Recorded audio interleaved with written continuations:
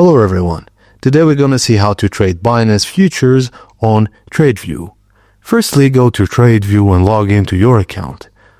Open the trading interface and open the bottom panel and locate the trading panel.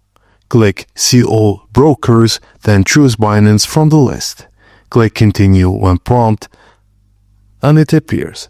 You'll now be redirected to the Binance login page. Enter your Binance credentials and click Login.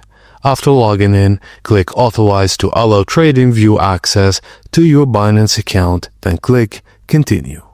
Once connected, you'll be brought back to the TradingView interface and you'll see that you're now linked to Binance.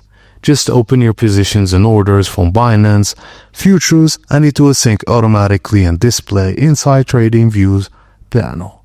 And that's it guys, thank you for watching and please don't forget to like and subscribe for more.